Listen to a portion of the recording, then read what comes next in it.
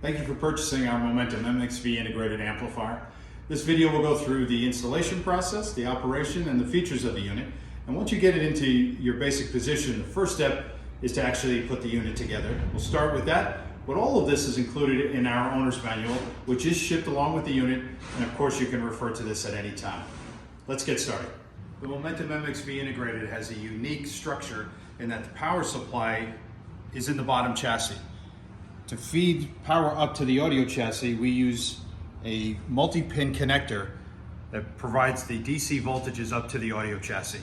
It's imperative that the unit is off, preferably disconnected from the AC mains completely before we put the audio chassis on top.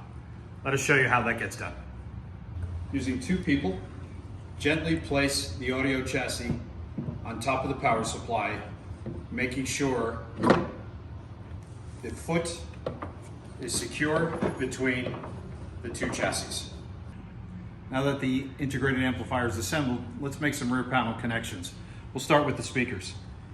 The right channel is already connected, as you can see, but on the left channel we do the same as the right, and we connect the negative lead from the speakers to the binding post that is marked with a minus sign, and then we connect the positive lead to the binding post that is marked with the plus sign. Let's continue with analog sources. For balance connections, we have three, with the bottom row being the right connection. This is input number 1, and the left being on the top row. We have a special balance connection in input number 3. It can be used as a standard input or configured for operation with the theater or within a theater setup. We'll go through that when we get to the front panel. We also have a set of RCA connections, with the right channel being labeled or shown as red and the left channel being outlined in white. This also has a optional usage. If equipped with the optional phono stage, this input is dedicated for turntable use. In conjunction, for grounding purposes, we suggest you connect your tone arm to the ground lug for that grounding purpose right here. If the MxV integrated amplifier is equipped with our optional digital module, a full complement of digital inputs are available, including a coax connection on the left. Then we have an optical connection right next to it, followed by a USB connection for use directly with computers. And then we have our network streaming connections. What we prefer and suggest you use, if available, is the Ethernet connection. But if you don't have Ethernet connectivity, we do have Wi-Fi. We include the antenna, which screws into its port as such. And now, again, if you are not equipped with an Ethernet connection close to your MxV integrated, you can still use network streaming via Wi-Fi. The Momentum MxV integrated also has some additional connections that are really useful in certain applications, but not in every system. One is an RS-232 port, which is used for third-party control systems that use this protocol.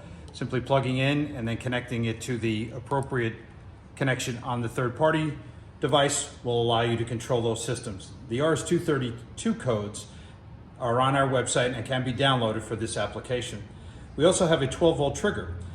For devices that also have the corresponding 12-volt trigger input, this output will turn that device on once the Momentum integrated is powered up, and that is right here. And then we have this third connection over here on the side, which is for our remote control. This is for Bluetooth. It is the same antenna that is used on the Wi-Fi connection, but this operates only the remote control, and we'll go through that when we get to the front panel. The last connection on the back here is a pair of balanced outputs, preamp outputs. So if your system has another amplifier or a subwoofer, which is the most common connection, we can then connect from these two connections, left and right, to the subwoofer directly or to the power amplifier, and now our preamp output is fed to that amplifier. We're now ready for our final connection, power. Using the included power cord, plug it into the IEC socket, and then off to the side is our power breaker. Move that to the power on position, and now we're ready for operation. The remote control that is included with the MxV integrated amplifier operates on Bluetooth technology in conjunction with the antenna that we put onto the rear panel. We have to put batteries in it, of course, taking out the screws, but with the included screwdriver that we give you, take the cover off and insert the batteries with the negative connection towards the spring, and put the top cover back on and put the screws back into the unit. Now that the remote is ready to go, it pairs automatically with the Momentum MxV Integrated Amplifier. But if you do have to repair the Bluetooth communication, pressing headphone and mute just briefly and allowing 10 seconds to expire, the unit will repair and you'll be ready for operation. Now we can operate the unit from the front panel or the remote, and just by hitting standby, we are ready to go. All the functions are duplicated on the remote control as on the front panel, except for a couple. I'll do all the operation from the front panel and just illuminate when it is exclusively a remote control function. On the left-hand side, we have our analog sources. Input 1, 2, and 3 are our balanced inputs like on the rear panel, with input number 4 being the RCA input or our phono stage. So simply selecting one of these inputs, which have different colors to make it easy to know from a distance what is active. We'll pick back to input number 1 as we connected. The volume control simply moves up, indicating what volume we are at. If there's a digital input that we want to listen to, they're on the right-hand side. Network for our streaming music. This actually engages automatically if we start our app or the Roon application when we're in the digital operation. We do have the coaxial, the USB, and the optical up here. Our last button is our headphone button, which we'll cover in just a little bit. We have two special inputs. One I mentioned earlier was the input number 4 for the phono stage. Again, if you have a phono, this is dedicated for that kind of operation and should not be used with a standard audio source. But we also have the theater input number 3, which can be set up for theater operation. If we hold this button down, we'll see the volume control go to approximately 70 on the volume control. What this now does is it disables the volume control completely and transfers that control to the connected surround sound processor. It allows for very easy integration of this high performance 2-channel setup where all your audio sources would be connected, but also allows for easy integration of a theater processor by not having 2 volume controls operational at the same time. If we want to go back to normal operation, we hit the input button and hold it, and now it will return and the volume control is once again active. One of the additional buttons on the left-hand side is the mute button. Pressing the mute will disable the output of the headphone, as well as your preamp output and the speaker outputs. It's indicated not only by the flashing white mute button, but also the meter in the volume control itself will flash green in the mute operation. Just pressing mute again puts it back into normal operation. Last special connection and button we have on the front panel is the headphone jack.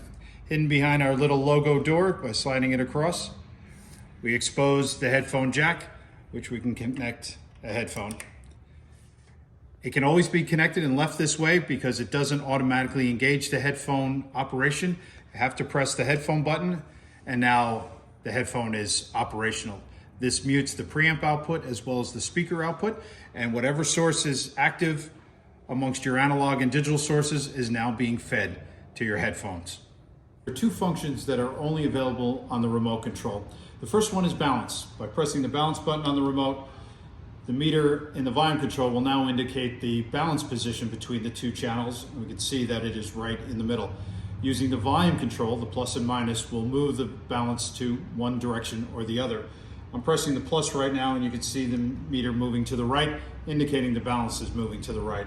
As I press the minus, it is now moving back to the left. We can recenter it just by pressing the balance button and holding it. It will jump right back and show that we are dead in the middle on our balanced operation. The final button is the polarity button. There are some recordings that folks feel sound better with non-inverted polarity, which is the green operation, and some feel it sounds better inverted, and that will be pink. So if I press the polarity, we will see the indicator now turn pink. We can still hit mute in this operation, do that from the front panel, and it flashes just like it would do in the green mode. By pressing polarity again, we go back, and this is a taste situation, meaning there is no right or wrong answer. It's really what you think sounds better during playback. Thank you again for purchasing the Momentum MxV Integrated Amplifier. Those are all the basic operations, and they are included in the owner's manual, but I would encourage you to download the latest from the website, dandagostino.com, and that will have any updates that we might have included along the way. So thank you again.